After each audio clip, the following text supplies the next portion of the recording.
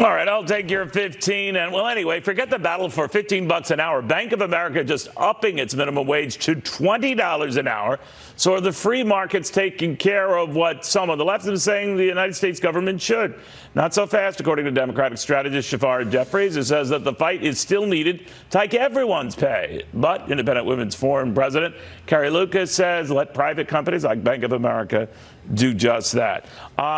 So, Xavier, you're looking at this and saying not enough, right? Well, absolutely. I mean, as is the best of American capitalism, it's a mix between the public and the private. It's a beautiful thing that Bank of America wants to pay its workers a better wage, wants to share greater earnings and returns with its workers in the form of higher income, hopefully benefits as well. That's a beautiful thing. We need more employers to step up and do that as well. And not every employer could be a Bank of America, right?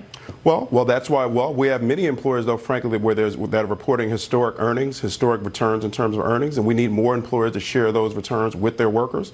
But at the same time, we're going to need the government to push people to say that in the United States of America, if you work hard for 40 hours a week, you should be able to take care of your family, and too many families aren't able to do so. All right, that's a good point, but I do distinguish, Carrie, between a very wealthy, bigger than Colossus bank like Bank of America offering this and, let's say, a small, medium-sized business owner. Not everyone is a Fortune 500 company. Absolutely. This is something Bank of America can afford to do to keep and retain good workers. But other companies are going to have different strategies. And let's remember that not all workers just want higher wages. Some are going to perform other kinds of compensation, whether it's more benefits, more leave time, greater flexibility. So we should let workers and businesses find the best match between them. Are you surprised that, and many more businesses of all types have been pushing and getting closer to that $15 an hour level, and it hasn't caused this economic nightmare that some had feared? Well, this is because we have a strong economy. You have historic low unemployment rates. So banks and Bank of America and other employers are having to compete. That's because they have resources. If profits go down, they wouldn't be able to continue paying these wages. So we need to be careful and not throw this into jeopardy. You know, Shafar, the flip of that is if we do enter a slowdown, it's not as if we repealed recessions. It's just been a long time since we had one, but there will be a slowdown. There will be a recession. I think that's clear. We don't know when. And then if you lock a lot of businesses into a $20 hourly wage or thereabouts, they're not going to be able to deal with it down the road when things dramatically slow down. A lot of people could lose their jobs. What do you think? Well, first of all, Democrats generally propose minimum wage rules that actually have carve-outs for very small businesses. $20 an hour, let's be clear, that's $800 for a full work week. Very few families in this country can afford to take care of their family with that, pay for health care, pay for college. Well, what do you think a minimum wage should be?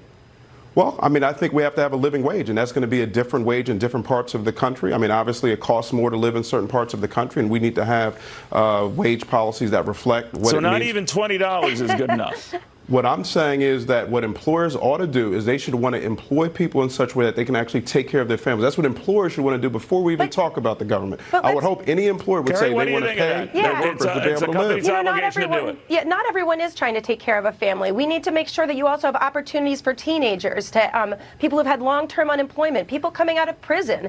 They're not going to be, there's companies are not going to take a chance on someone like that at $20 an hour. We have to make sure that there are jobs for people and opportunities to get in the door.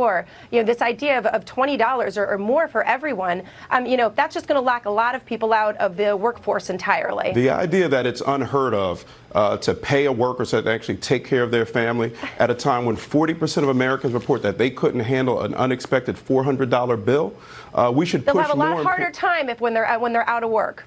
All right, well, we'll watch it. The debate ensues right now. Bank of America wants to make this the policy here, but it will respond to market forces as necessary, so we'll see what the fallout of that will be.